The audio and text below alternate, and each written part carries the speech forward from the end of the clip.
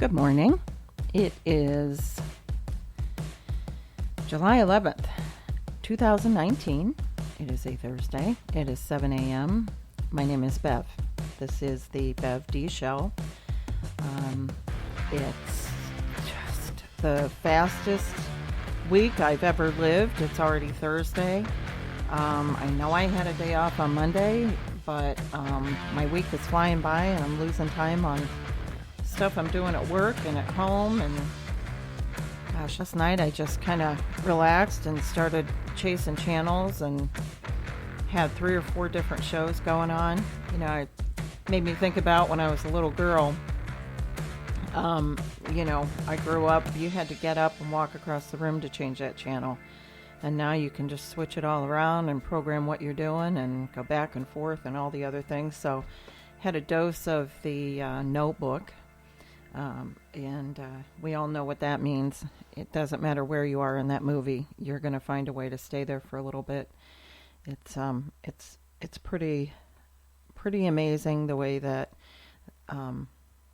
they can tell a story that can grab you, and make you want to stay, no matter how many times you've seen it, no matter what segment it is on the movie, what scene, you're going to hang out there for a little bit. And it was the when they start talking, and I say this because I just believe that whether you're a man or a woman and whether you wanted to or not, I'm feeling like the people that listen to this show know about the Notebook and what it means, and it just addresses Alzheimer's and all that good stuff, and it just shows the beautiful life and that a person is before they get attacked by this terrible mental disease. But it's the scene where he is laying down in the road, and he convinces her that this is a fun, good thing to do, that she needs to take chances and all that sort of stuff. And I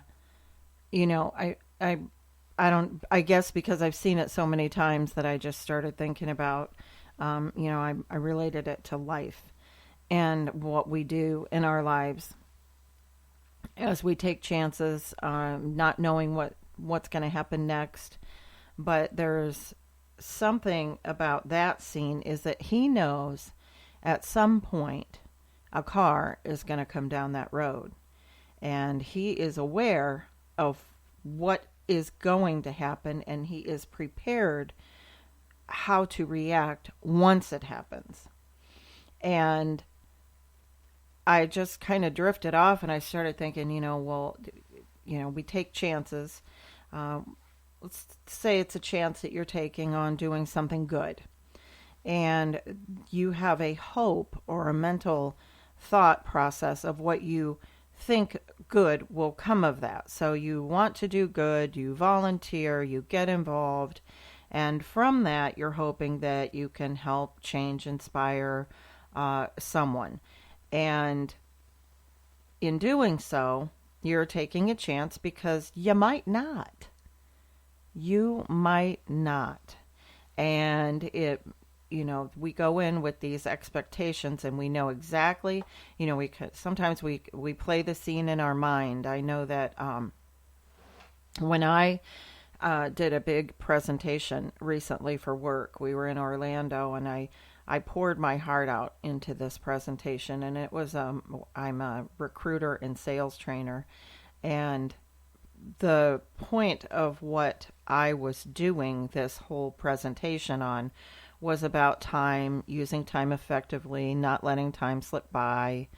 And, kind of like Thursday morning, here we are, and the week has flown by, and I kind of reflect and say, okay, what did you do this week?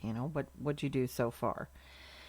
Because we're given those gauges of time and those perspectives. So I when I was doing this, I had introed with, it was for work, and I had the introduction of the song Time by Pink Floyd, and it went to the slides. And then at the end, I had the song, about Don't Give Up. It's the New Radicals, and it's just I wanted everybody off their feet, clapping, You've got a reason to live. You only get what you give. All those kind of words coming out with this amazing music. I absolutely love that song. In preparation, I had an expectation of what I had hoped would happen from this. And then all of a sudden, right before the presentation, I went, oh my gosh, what if this just flops? What if nobody gets it? What am I going to do when the sweat starts rolling down the middle of my back and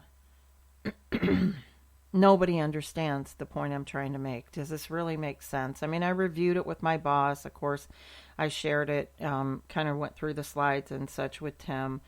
And all these what ifs. And I really got nervous, really nervous. I mean, I was totally prepared. I had rehearsed. I didn't want to let this room, there was probably 70, 75 people there, maybe 80, between sales reps and management and that sort of thing. And I went into a little bit of a panic mode. And that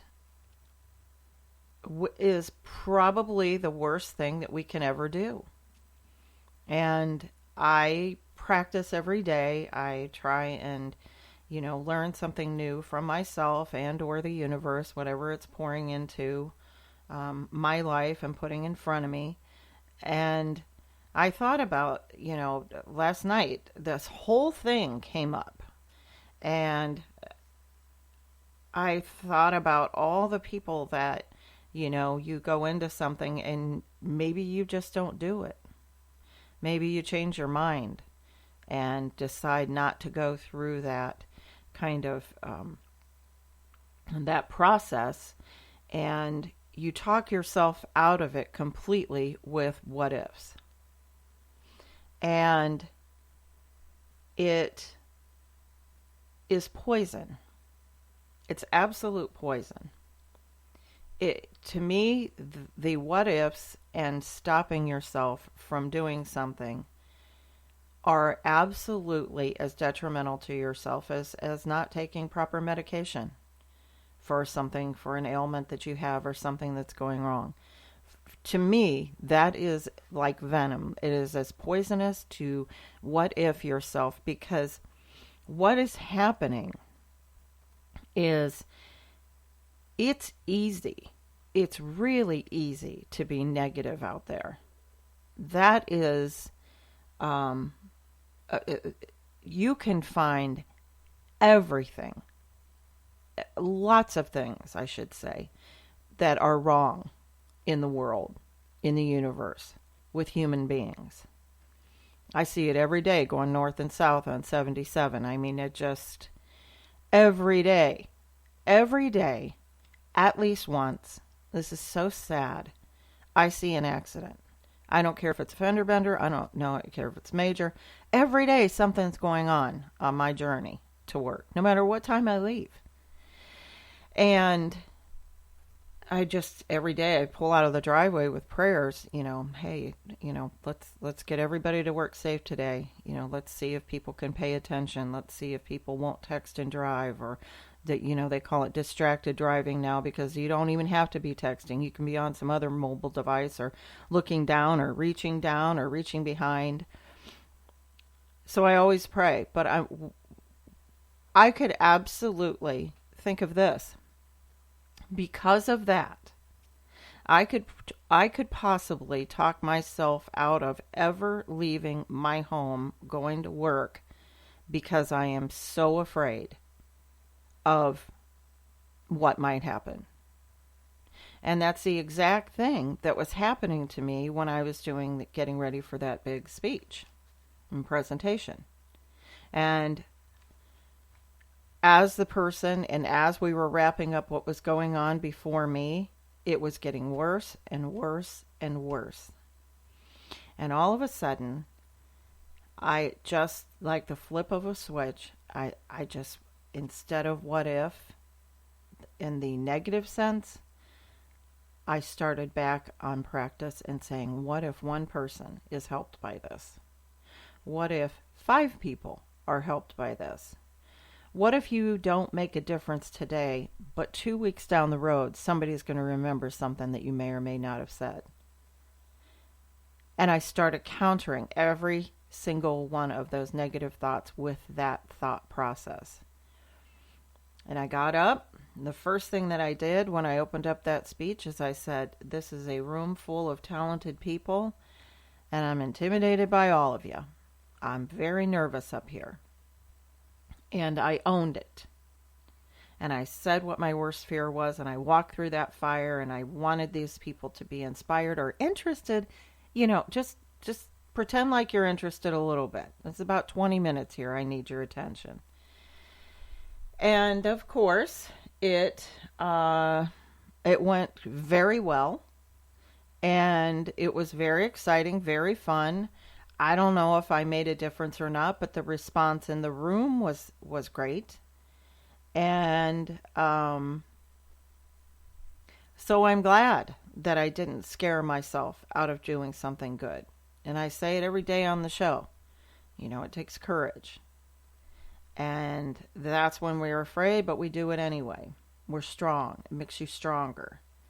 And last night, thinking about that movie, and it spiraled all these thoughts, for her to be playful, and she had been in such a scheduled, regimented life in this movie, and he was pushing her, Ryan Gosling's character is pushing her to, break out of that shell and do something that is really scary and stupid.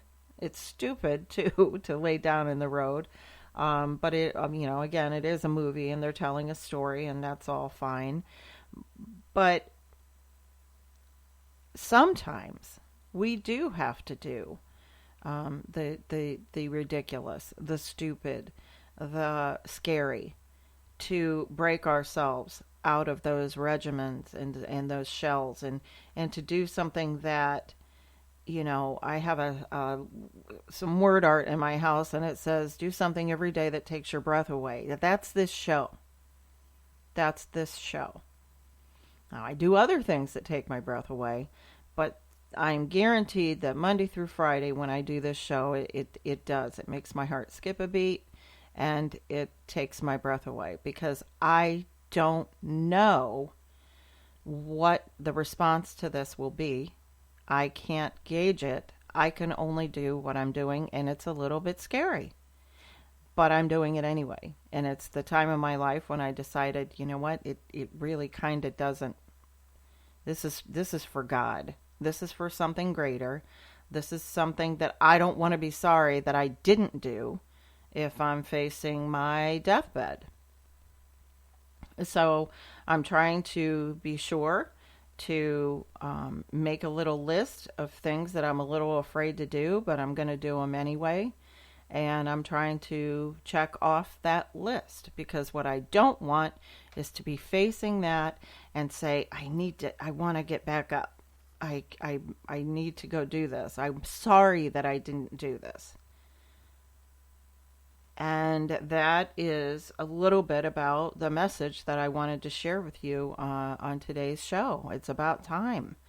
And, what are you doing with yours? Your seconds, your minutes, your hours.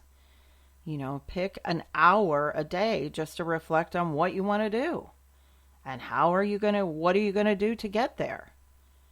And write down the impossible. Write down something that, if it's, let's say you don't have any money, but you want to travel somewhere. And there's a specific place that you've always dreamt of going. Let's just pick something elaborate, like, it would be expensive, I think, to go to Greece. And it's very beautiful there. Or Dubai. And it's very beautiful and expensive. Write it down. And then write down the steps of what you will need to do to get there. Is it a second job? Is it changing jobs? Is it selling pieces of furniture that you don't need in your home? Is it having a garage sale? Is it a way that you can start getting more income so it puts you in a place so that you can fulfill that dream? Is it starting your own business? securing funds, setting them aside so that you have